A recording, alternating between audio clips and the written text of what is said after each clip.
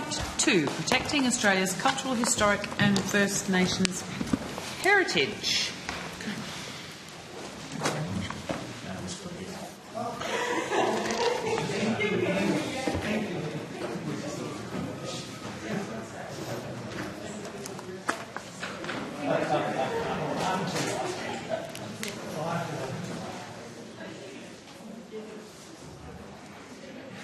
Okay.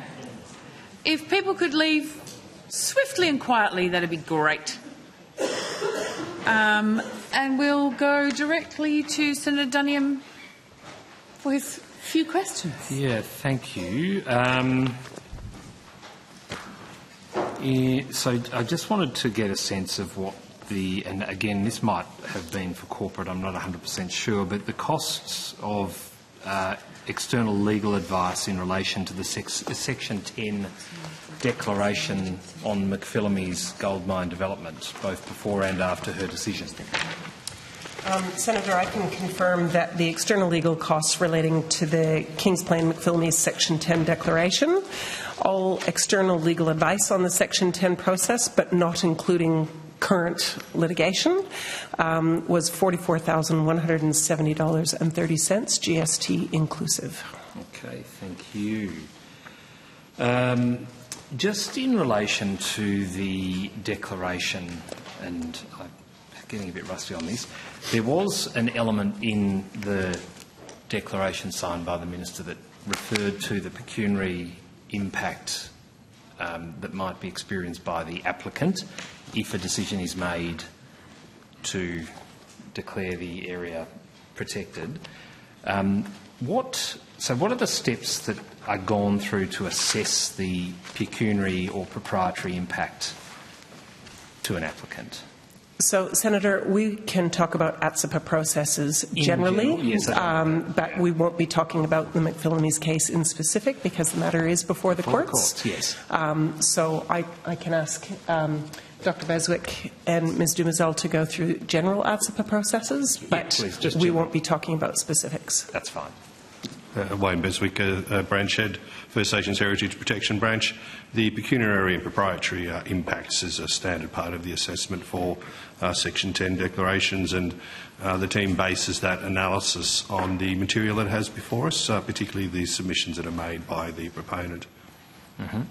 And so in terms of information in, and the Minister is presented with us, what weight is given to the information provided? How is that weighed up against the other considerations? Yes, Senator, it is one of the considerations that the Minister factors in. There is no specific weight ascribed to particular elements of the information. It's an analysis that's provided to the Minister, and the Minister, in exercising her discretion whether to make a declaration, takes into account that information. It's Michelle Dumazel, Head of Heritage Division.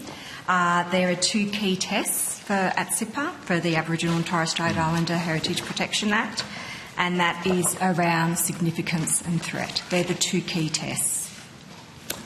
So relating to impact on cultural heritage?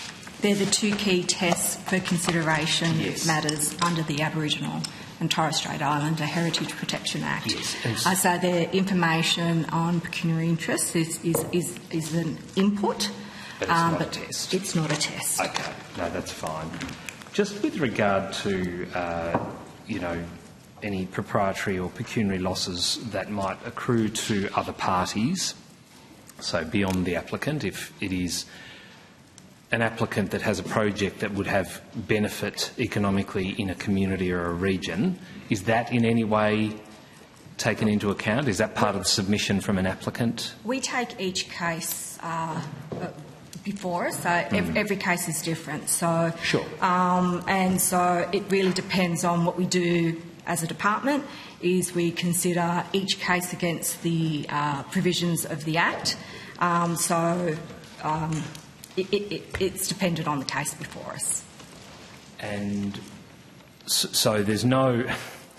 Is there analysis done by the department beyond just simply taking what is given in terms of pecuniary or proprietary impact? As in, do you get a third party, some sort of assessor to look at that to perhaps give a value judgment, or is it just a case of they say, applicant says, pecuniary or proprietary impact will, for want of a better way of explaining it, cost me $10 million if it's, if I fail, if the application gets up and my project doesn't proceed, and you just take that at face value, or is there some third-party assessment, some expert quantity assessor or something like that?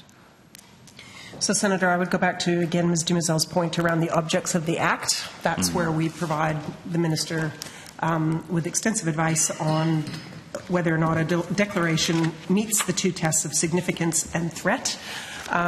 The other information is provided to the Minister. The Department, again, would do an analysis on that advice. It is up to the Minister.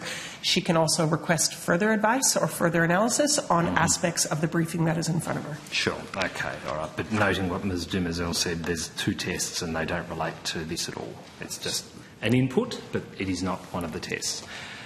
Senator, I can add to that. It is one of the matters that the Section 10 reporter must report on, is the pecuniary and proprietary interests.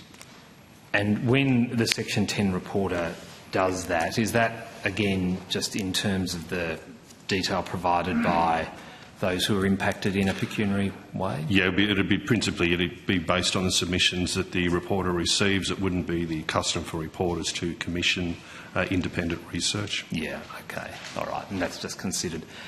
Okay, I think that's all from me. Thank you. Anyone else? No? Okay. We will release two